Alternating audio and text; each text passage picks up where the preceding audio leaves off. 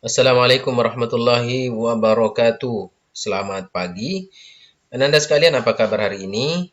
Mudah-mudahan kalian semua dalam keadaan sehat walafiat dan tetap semangat untuk mengikuti kegiatan pembelajaran hari ini.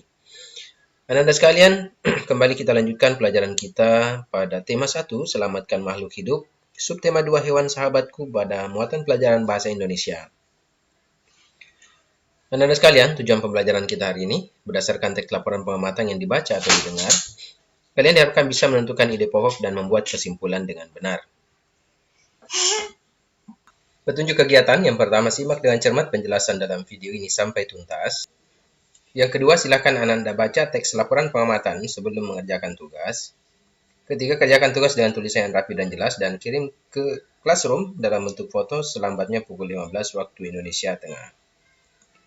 Nah, Ananda sekalian, sebelum kalian mengerjakan tugas, maka kita simak dulu materi penjelasan menentukan ide pokok dan kesimpulan berikut ini.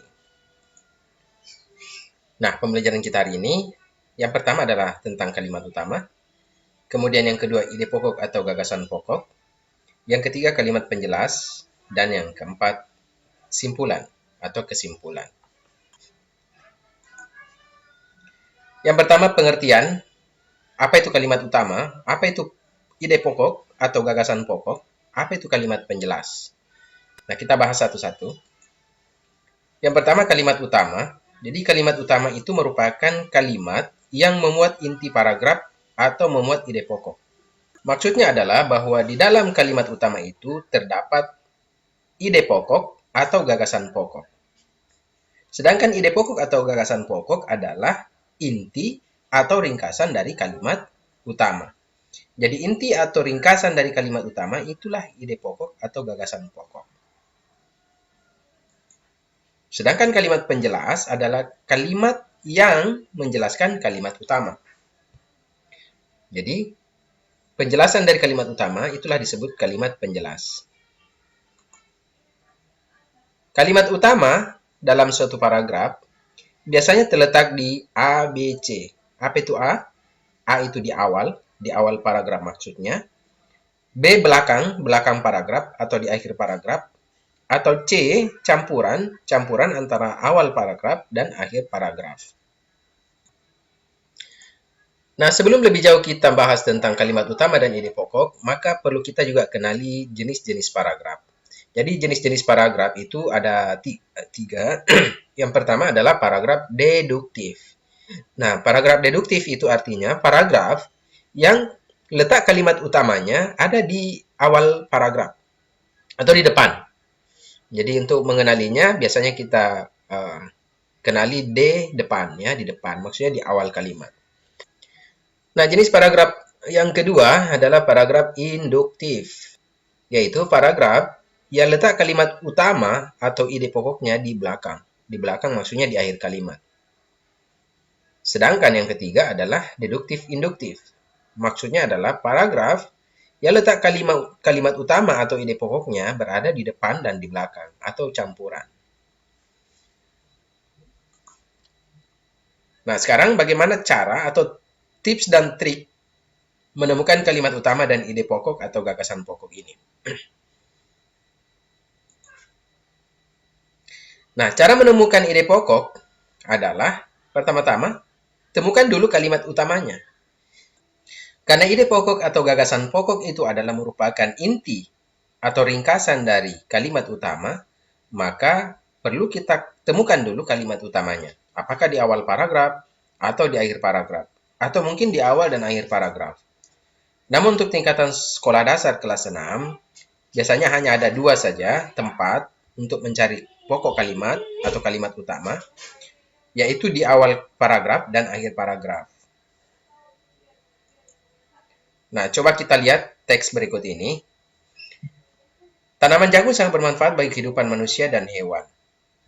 Di Indonesia, jagung merupakan komoditas tanaman pangan kedua terpenting setelah padi. Berdasarkan urutan bahan makanan pokok di dunia, jagung menduduki urutan ketiga setelah gandum dan padi.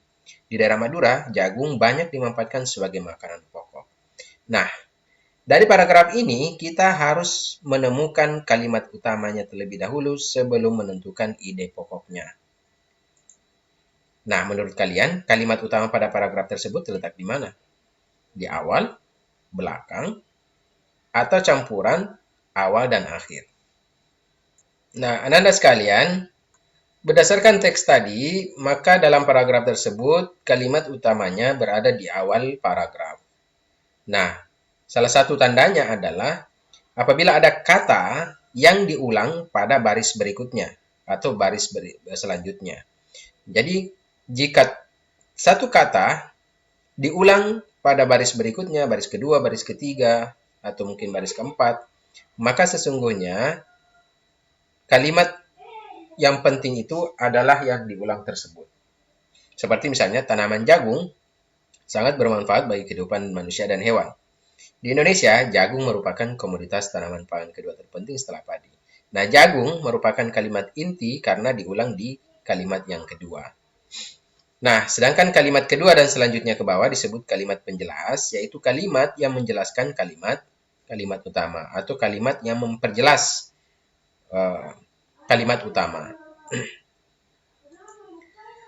Nah, selanjutnya, cara mencari ide pokok dari kalimat utama. Nah, setelah kita menemukan kalimat utamanya, tadi kalimat utamanya, tanaman jagung sangat bermanfaat bagi kehidupan manusia dan hewan. Nah, yang dimaksud ide pokok adalah intisari atau ringkasan dari kalimat utama. Oleh karenanya, ide pokok berada pada kalimat utama. Nah, untuk menentukan ide pokok, maka kita temukan dulu kalimat utamanya. Nah, setelah kita temukan kalimat utamanya, maka sekarang kita ringkas. Jadi inti dari kalimat utama ini, tanaman jagung sangat bermanfaat bagi kehidupan manusia dan hewan, adalah jagung bermanfaat bagi kehidupan. Nah, sekarang bagaimana cara menemukan kalimat utama yang terdapat di akhir paragraf? Tadi contohnya adalah menemukan kalimat utama yang terdapat di awal paragraf. Nah, untuk menentukan kalimat utama di akhir paragraf, maka yang pertama dilakukan adalah mencermati kalimat terakhir pada paragraf. Biasanya di awal paragraf akhir, itu terdapat simpulan seperti jadi, oleh karena itu, oleh sebab itu, maka dari itu, dengan demikian. Biasanya itu tanda-tandanya kalau kalimat utama itu ada di akhir paragraf. Jadi terdapat simpulan. Nah, ini yang harus kita kenali baik-baik. Dan terdapat kata penegasan. Ya, sama tadi, jadi, ya, bahkan.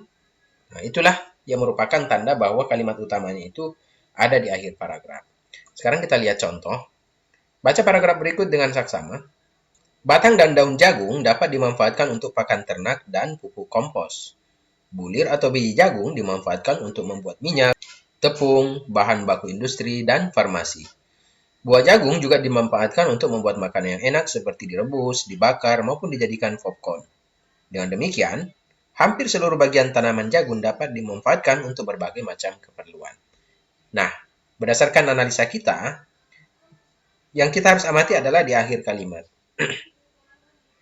Nah, kalau di akhir kalimat itu terdapat kata simpulan atau penegasan seperti dengan demikian, maka dipastikan bahwa kalimat utama paragraf tersebut berada di akhir.